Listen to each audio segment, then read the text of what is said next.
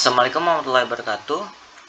Sebelumnya perkenalkan, nama saya Muhammad Syawal Malika dengan NIM 124090410010014 dari kelas 1A. Kali ini saya ingin menjelaskan mengenai soal-soal UAS dasar pemrograman. Yang pertama dari nomor 1. Nomor 1 kita diminta untuk mengidentifikasi individu dengan semua project selesai dengan membuat fungsi yang bernama find individuals with all complete project dengan contoh output menggunakan list yang isinya nama-nama orang. Pertama-tama di sini saya find individual with all complete project, di bawahnya individuals with all complete sama dengan list kosong. Jadi itu fungsi ini mau kita kasih tahu list kosong dari ini individuals with all complete buat nyimpan nama-nama individu yang punya semua project telah selesai. Tuh. Di sini kita buat looping pakai for individual in data, habis itu all project complete sama dengan true. Jadi kita gunain for individual in data ini buat apa? Itu buat mengiterasi setiap individu yang ada dalam data. Habis itu all project complete sama dengan true ini buat ini kan adalah sebuah flag ya. Jadi kita tuh buat nandain apakah semua project dari individu ini dianggap selesai, diinisiasi dengan nilai true tuh. Karena kita nganggapnya semua project itu selesai terlebih dahulu kan. Nah, itu kita mau meriksa apakah ada project yang belum selesai tuh. Habis itu buat lagi for project individual project. Buat apa? Buat nanti fungsi ini tuh buat ngiterasi setiap project yang dikerjakan oleh individu tersebut gitu. Nah, habis itu for task in project task buat ngiterasi setiap tugas dalam project. Habis itu buat lagi if task status tidak sama dengan complete. Maksudnya apa? Kalau misalnya ada tugas yang statusnya tidak komplit, nah project ini dianggap belum selesai gitu. Terus di bawahnya ada all project complete sama dengan false. Jadi kalau ini tuh buat nandain kalau project ini tuh tidak selesai karena ada tugas yang belum selesai tuh. Habis itu gunain break deh supaya keluar dari loop tugas terus lanjut ke project berikutnya. Karena kita nggak tahu nih ada project yang ini, kalau project ini tuh tidak selesai gitu maksudnya. Habis itu buat lagi if not all project complete terus kasih break. Nah, kalau misalnya pas sudah diperiksa semua tugas dalam project itu ditemuin ada yang belum selesai, tugas yang belum selesai, itu bakal keluar dari loop project dengan apa nih? Dengan break. Terus lanjut ke individu berikutnya. Karena apa? Karena project ini tuh nggak memenuhi syarat gitu. Habis itu buat lagi if all complete and individual project. Nah, kita mau meriksa semua project individu tuh pakai dua hal. Yang pertama all project complete sama individual kan, individual project. Maksudnya apa? Kalau all project complete itu maksudnya buat pasti nih kalau project ini tuh semua selesai. Itu apa? Yaitu semua tugas dalam project yang telah selesai. Nah, kalau buat individual project itu buat mastiin kalau individu ini punya project. Karena ada kemungkinan ada individu nih yang nggak punya project sama sekali. Nah, kita nggak mau kan nambahin mereka ke dalam hasil gitu. Kalau misalnya kondisi ini benar, nah kita mau nambahin kan, nambahin nama individu tuh ke dalam list apa? List individu with all complete, pakai .append individual name tuh. Terus kita gunain return individual with all complete buat apa? Buat ngebalikin daftar nama individu yang memenuhi kriteria yang memiliki semua project selesai. Nah, untuk contoh datanya seperti ini, data yang diberikan itu kita gunain result sama dengan find individual with all complete project. Habis itu kita print result, kemudian kita run. Ya, hasilnya adalah list kosong. Jadi gini, jadi dalam data itu kan kita udah dicek tuh. Nah, berarti nggak ada individu yang punya project yang semua tugasnya status komplit gitu kan. Contohnya nih, John Doe. Nah, ini tuh kan dia punya project AI research kan. Nah, tapi data koleksinya statusnya komplit. Model trainingnya in progress. Nah, jadi project ini nggak selesai. Nah, dari yang datanya yang diberikan ini tuh mau diperiksa kan tadi pakai fungsi tadi buat mastiin ada tugas dalam project yang telah selesai. Kalau misalnya semua tugas dalam project individu itu statusnya komplit, berarti nama individu bakal masuk ke dalam hasilnya gitu. Kalau nggak ada yang memenuhi kriteria, berarti hasilnya adalah list kosong. Karena hasilnya list kosong, berarti tidak ada yang memenuhi kriteria. Untuk nomor 2, kita diminta untuk menggabungkan tugas berdasarkan kota dengan membuat fungsi yang bernama combine task by city. Dan outputnya itu berupa dictionary dengan nama kota sebagai kunci dan list tugas sebagai nilai. Nah, kita pertama-tama buat dulu nih fungsi def combine task by city data. Terus di bawahnya buat lagi result sama dengan dictionary kosong. Nah, buat apa variable result ini tuh?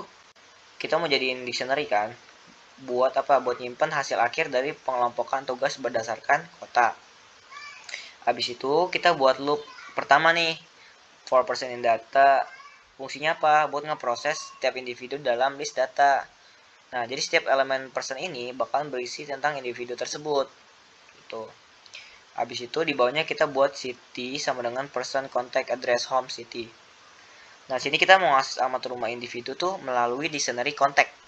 Habis itu mendapatkan kota dari alamat rumah atau home. Jadi tuh misalnya ini kan person ya. Person itu apa? Elemen yang sedang diproses setiap individu kan. Berarti person contact address home city itu kita mau akses nama kota dari alamat rumah tersebut. Jadi ibaratnya kita mau buka kotak yang isinya adalah kotak lain gitu. Kita mau buka person, yang kita dapat adalah informasi mengenai kontaknya seperti itu. Jadi kalau ada individu yang tinggal di New York misalnya, berarti variable city-nya akan berisi New York kayak gitu. Habis itu kita buat lagi nih for project in person project di bawahnya. Nah, ini buat ngeproses setiap project yang dipunyai oleh individu. Kalau individu yang punya project, berarti projectnya bakal diproses lebih lanjut. Habis itu, kita buat lagi di bawahnya for task in project task. Nah, buat ngiterasi lagi nih, buat ngakses setiap tugas yang ada dalam project tersebut. Habis itu, kita mau nyiapin kan informasi tugasnya pakai task info sama dengan dictionary yang isinya sampai dengan task ID. Nah, isinya apa aja nih? Ada name, ada project ID, dan task ID. Nah, jadi tuh person name itu maksudnya adalah nama individu yang sedang diproses.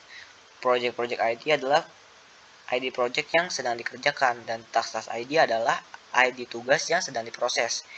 Misalnya nih, kita lagi proses tugas dengan task ID titik 2 T001, punya datanya si ID-nya si John Doe. Berarti informasi tugasnya bakalan kelihatan kayak misalnya name titik 2 John Doe, project ID titik 2 P001, task ID titik 2 T001 seperti itu. Nah, habis itu kita mau apa?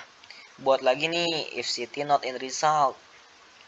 Result city sama dengan list kosong, result city.append task info. Sebentar. Dari itu kita mau meriksa nih apakah kota itu sudah dalam dictionary result. Nah, kalau belum ada, kita buat entry baru nih buat kota tersebut pakai nilai berupa list kosong. Habis itu tugas yang udah disiapin atau task info bakal dimasukkan ke dalam list yang terkait dalam kota tersebut. Pakai .append task info seperti itu. Habis itu di bawahnya kita buat lagi if not person project, if city not in result city sama dengan list kosong, result city.append sampai dengan known.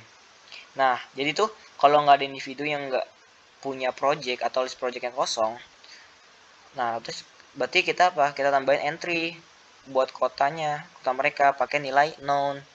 Buat apa? Buat project ID dan task ID-nya agar apa? Tetap tercatat gitu. Jadi misalnya tuh di sini kan ada if not person project. Berarti ini mau ngecek nih apakah individu ini tuh nggak punya project atau projectnya kosong. Nah, kalau if city not in result, berarti tuh kita mau ngecek nih, apakah kota individu ini tuh belum ada dalam result. Kalau belum, berarti kita buat entry baru dong. Pakai sama dengan list kosong buat kota tersebut. Terus result city.append, kita mau nambah informasi individu nih ke dalam list tugas kota tersebut. Walaupun tidak ada project ataupun tugas. Nah, di sini kita mau ngisi project ID sama task ID dengan none kan. Karena apa? Karena individu tersebut tidak punya project atau tugas yang bisa diproses. Misalnya, kita punya datanya si ID-nya si Michael Brown. Dia kan nggak punya project ya. Berarti datanya yang masukkan bakal kayak name, titik 2, Michael Brown, project ID, titik 2, known, task ID, titik 2, known.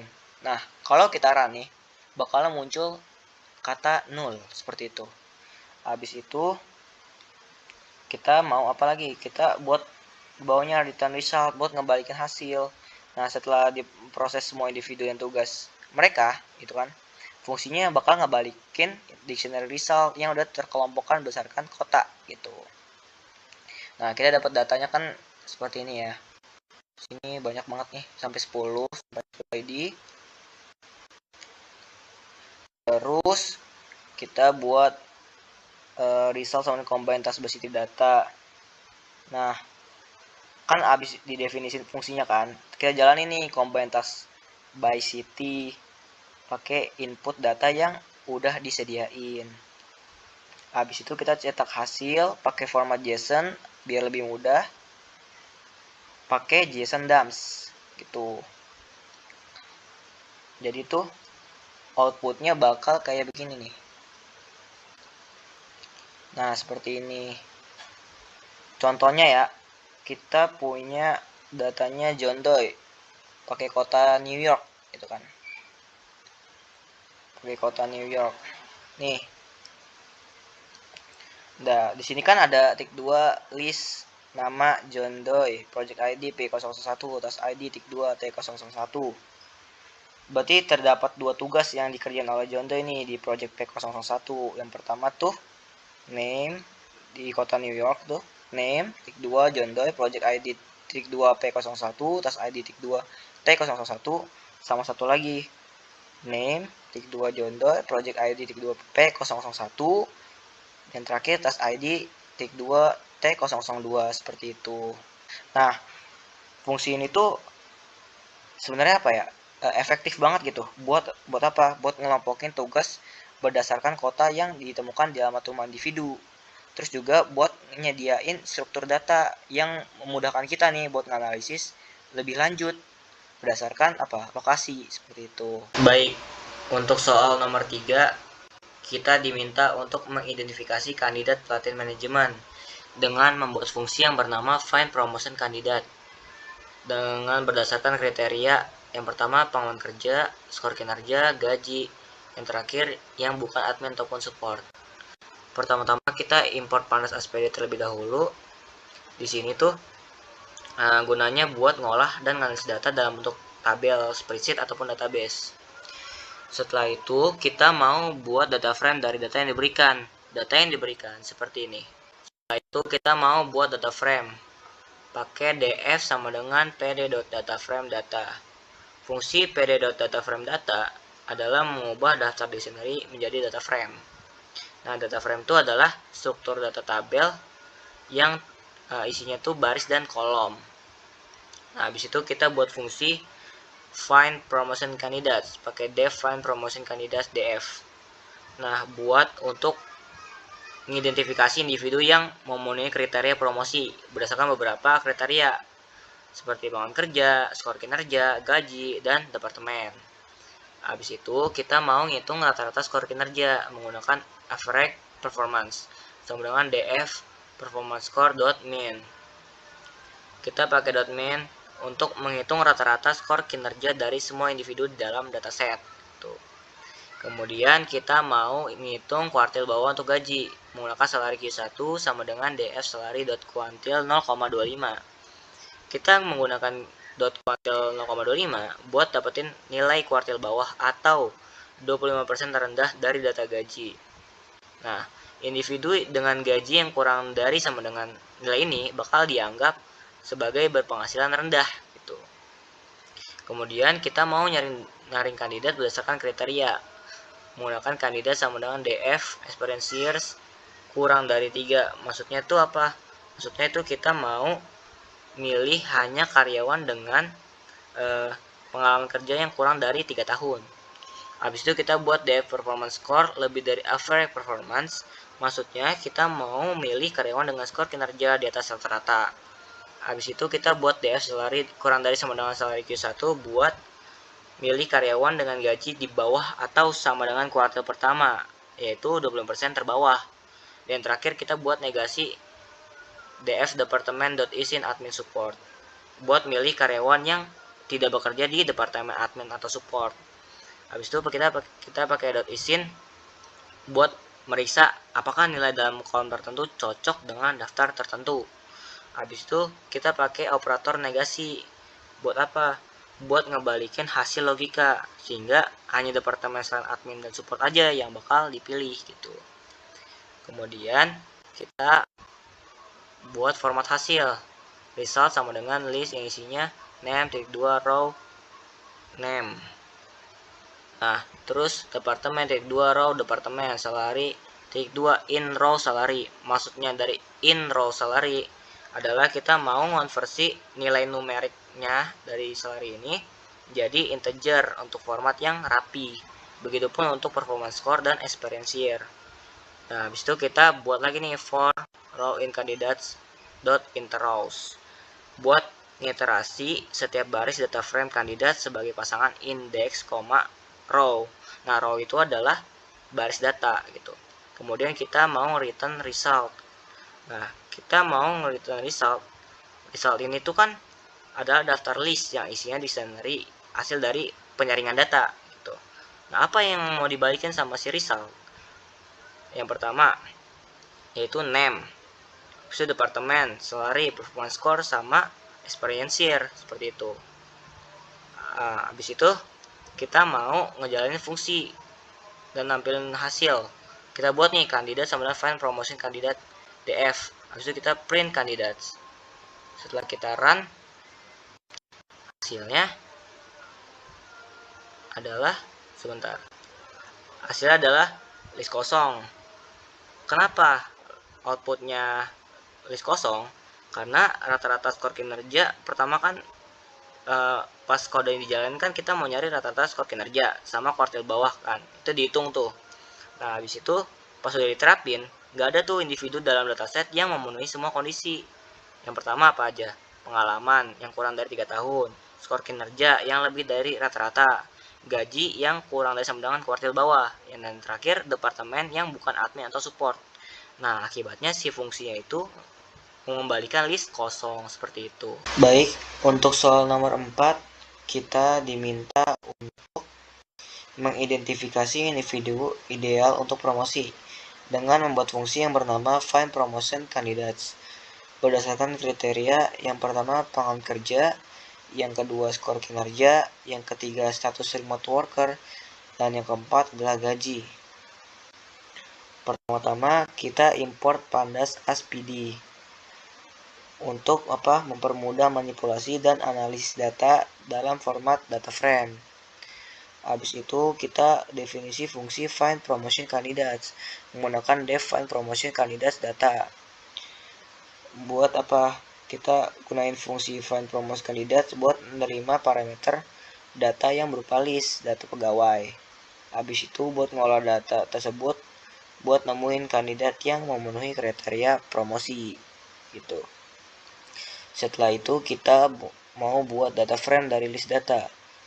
Kita buat kolom sama dengan list yang isinya ID, name, age, city, salary, departemen, sampai dengan remote worker, seperti itu. Kemudian di bawahnya kita buat lagi df sama dengan pd.dataframe data, kolom sama dengan columns. Nah, jadi data yang dikasih ini tuh dalam bentuk list yang bakal diproses jadi data frame menggunakan pandas gitu. Nanti habis itu kita mau ngitung rata-rata gaji per departemen pakai average salary by departemen sama dengan def dot group by departemen salary dot min.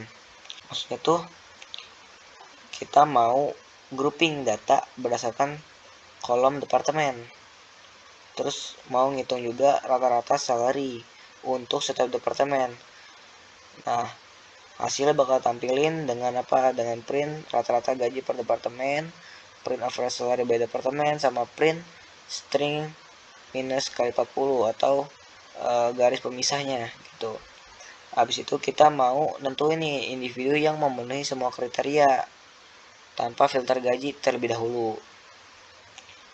Kita buat kandidat sama dengan DF list yang isinya experience years lebih dari sama dengan 5, artinya individu yang punya pengalaman minimal 5 tahun. Habis itu kita buat lagi nih DF performance score lebih dari 85, artinya individu yang punya skor kinerja lebih dari 85. Lalu kita buat lagi DF isinya remote worker sama dengan false, artinya individu yang tidak bekerja jarak jauh gitu. Habis itu kita tampil ini kandidat yang memenuhi kriteria di atas. Kita buat nih print kandidat setelah filter pengalaman, skor, dan status pekerja jarak jauh. Setelah itu kita print lagi kandidat list isinya name, departemen, salary, performance score, experience years. Tidak lupa dengan print string minus kalikan 40. Nah disitu tuh daftar kandidat yang memenuhi kriteria bakal ditampilin gitu. Dengan apa? Dengan kolom-kolom yang relevan kayak nama, departemen, gaji, skor kinerja, dan pengalaman seperti itu. Kemudian kita mau mastiin nih gaji yang lebih rendah dari rata-rata per departemen. Kita gunakan kandidat sama dengan kandidat list yang isinya kandidat.apply lambda row titik 2 row salary sampai dengan axis sama dengan 1. Jadi setelah filter pertama tuh kita memastikan nih bahwa kandidat yang terpilih punya gaji yang lebih rendah dari rata-rata gaji untuk departemennya masing-masing. Nah, fungsi apply di sini untuk apa? Untuk ngecek setiap baris axis sama dengan 1, berarti per baris.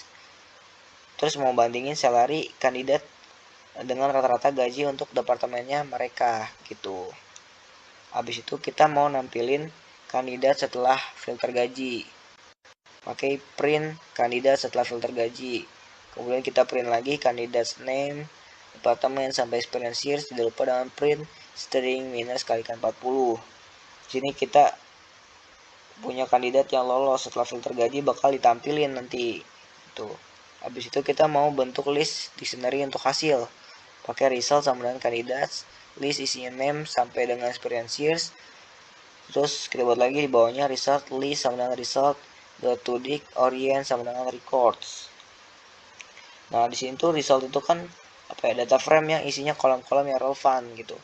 Nah, untuk to dig orient sama dengan records ini bakal ngonversi jadi list of dictionary dan setiap dictionary merepresentasikan satu kandidat seperti itu.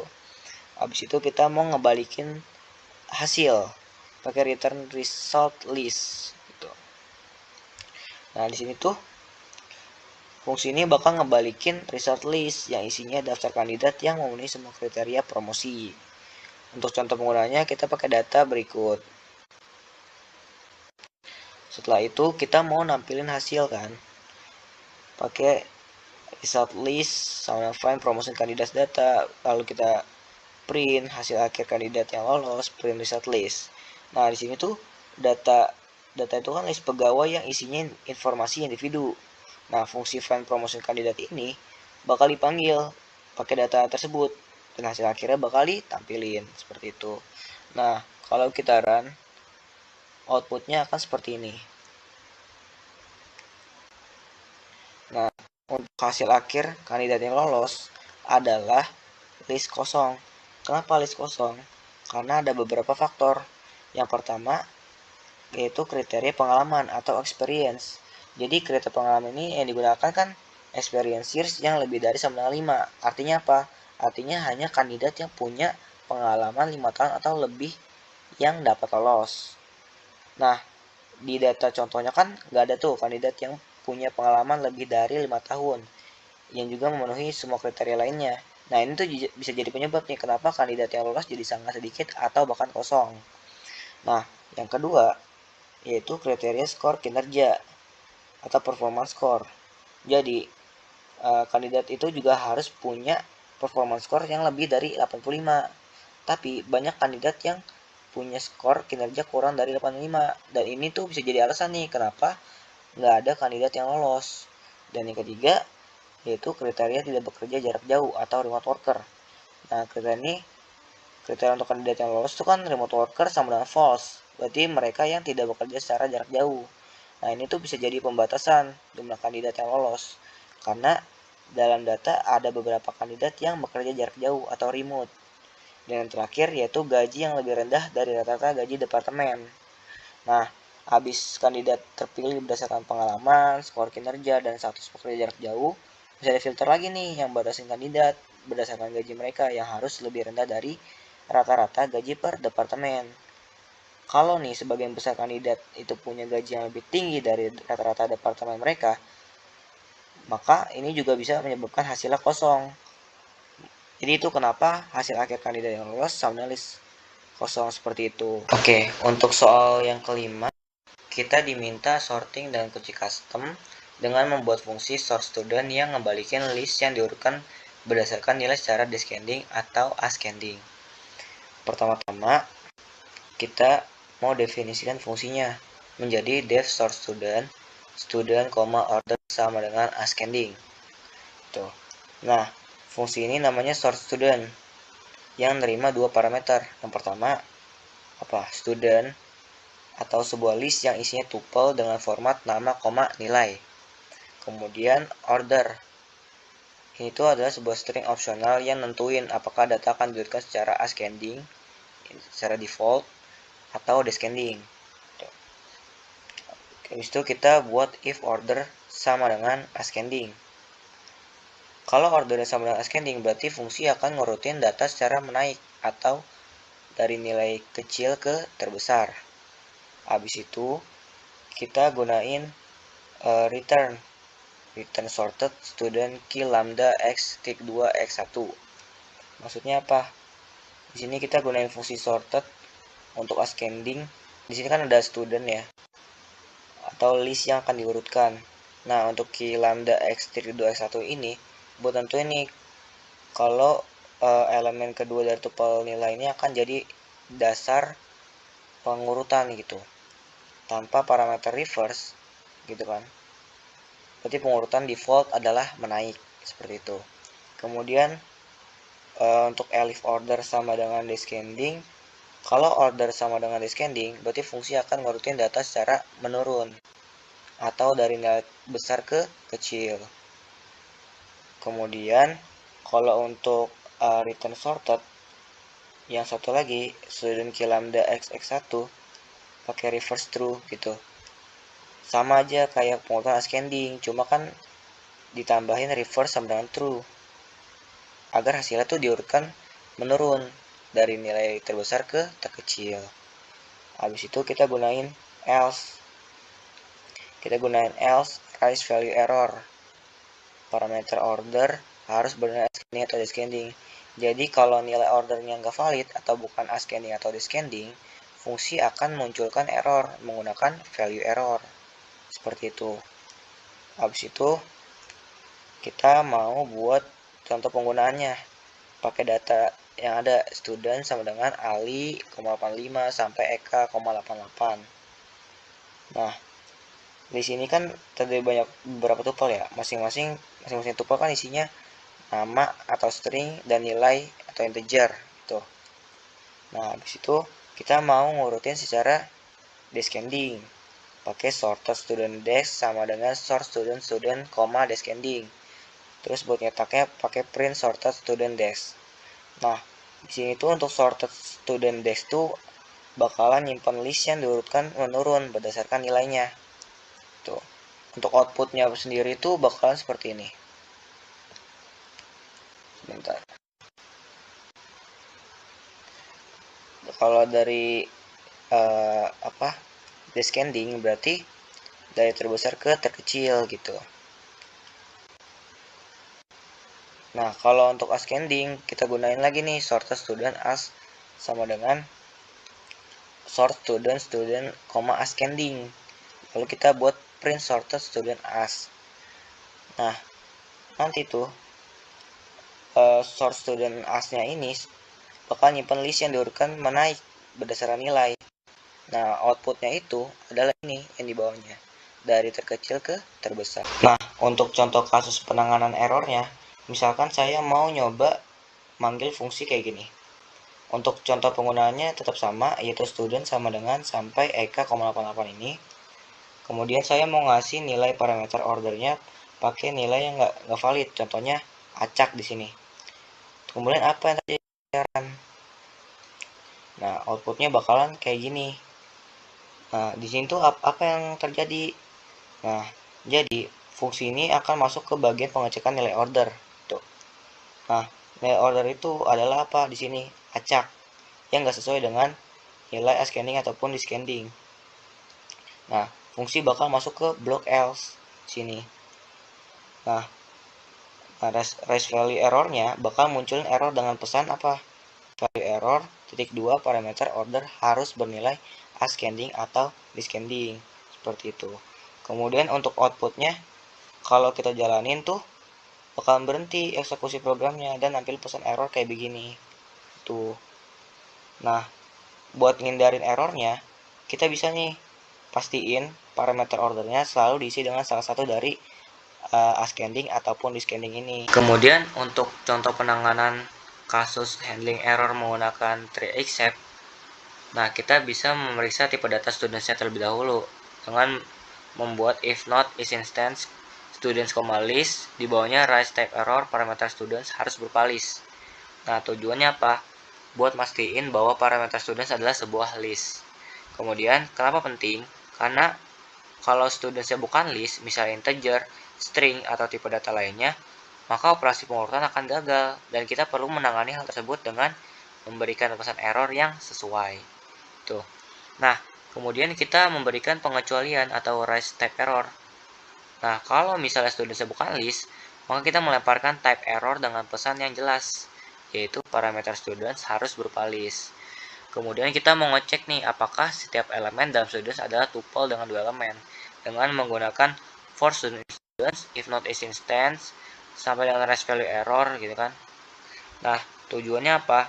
Tujuannya buat mastiin kalau setiap elemen dalam students adalah tuple yang berisi dua elemen, yaitu nama dan nilai. Nah, kenapa penting? Karena fungsi ini tuh mengasumsikan bahwa setiap elemen adalah tuple dengan dua elemen. Yang pertama, nama siswa atau string. Nah, yang kedua adalah nilai siswa atau angka. Kalau ada elemen yang nggak sesuai dengan formatnya, kita akan kesulitan nih pas ngelakuin pengurutannya. Nah, kemudian kita gunain lagi pengecualian pakai raise value error. Nah, jadi kalau ditemuin elemen yang bukan tuple atau tuple yang punya lebih dari dua elemen, maka kita melemparkan value error dengan pesan setiap elemen dalam students harus berupa tuple dengan dua elemen, yaitu nama, nilai. Gitu. Terus kita mau memeriksa nilai order melalui proses pengurutan berdasarkan order. Nah, kita gunakan if order sama dengan ascending. Terus return sorted student key lambda x1 sampai dengan descending sini. Nah, tujuannya apa? Di sini kita mau meriksa apakah nilai parameter order adalah ascending atau descending, ya kan? Kemudian kenapa penting? Karena fungsi ini hanya mendukung dua jenis pengurutan. Yang pertama, menaik atau ascending, atau enggak menurun, descending. Ya, kalau nilai selain keduanya diberikan, kita perlu kasih tahu nih bahwa parameter yang diberikan nggak valid. Tuh. Terus kita buat pengecualian lagi menggunakan raise value error. Kalau nilai ordernya bukan ascending atau descending, maka kita melemparkan value error dengan pesan yang menjelaskan bahwa parameter ordernya harus bernilai salah satu dari dua pilihan tersebut. Kemudian kita buat blok try except-nya. Nah, ini tuh bagian paling penting dari error handling. Nah, pertama kita menggunakan blok try. Blok try di sini nih. Nah, di dalam blok ini kita ngejalanin code yang berpotensi menyebabkan kesalahan, yaitu pengecekan tipe data dan pengurutan. Kemudian, kalau semua pengecekan berhasil, maka fungsi akan mengembalikan hasil pengurutan menggunakan sorted. Nah, pengurutan itu dilakukan berdasarkan nilai siswa atau elemen kedua dalam tuple. Kemudian, kalau parameter adalah ascending, maka sorted students, key lambda x1 ini bakalan digunakan untuk mengurutkan siswa dari nilai terkecil ke terbesar. Begitu pula untuk descending, pakai key lambda x1 reverse true yang digunakan untuk mengurutkan siswa dari nilai terbesar ke terkecil. Nah, kemudian kita gunain block except type error as a. Nah, di sini nih. Nah, gunanya apa? Kalau misalkan terjadi kesalahan tipe data seperti parameter students bukan list gitu, maka error type error akan ditangkap gitu, dan pesan error yang sesuai akan dicetak itu. Kemudian untuk block except value error as a ini, kalau misalnya terjadi kesalahan kayak format elemen dalam student gak sesuai, misalnya tuple dengan lebih dari 2 elemen atau order yang gak valid, maka error value error akan ditangkap dan pesan error yang sesuai akan dicetak. Contohnya nih, di sini tuh ada mana ya, sebentar. Ini ada ordernya sama dengan acak di sini. Nah, itu kan berarti kan error kan, karena parameter ordernya harus bernilai ascending atau descending. Tuh. Kemudian untuk block exception as a ini gunanya untuk menangkap semua jenis kesalahan lain yang mungkin terjadi yang tak ditangani oleh block except sebelumnya. Itu. Ini tuh disebutnya catch all untuk mastiin nih bahwa jika ada kesalahan atau terduga lain, program tetap memberikan umpan balik yang jelas kepada pengguna. Contohnya misalkan kita run seperti ini. Dia bakalan nyetaknya seperti ini. Jadi dia kalau kita gunain tree except, kita masih bisa ngejalanin gitu outputnya. Kita ngelanganin kesalahan yang efektif buat mastiin bahwa program itu nggak crash dan memberikan feedback yang jelas pada pengguna. Nah, kita tuh menangani kesalahan tipe data kan, kesalahan nilai yang tidak valid, sama kesalahan tak terduga lainnya juga. Nah, program tetap berjalan gitu dengan lancar walaupun kita tuh memberikan input yang salah.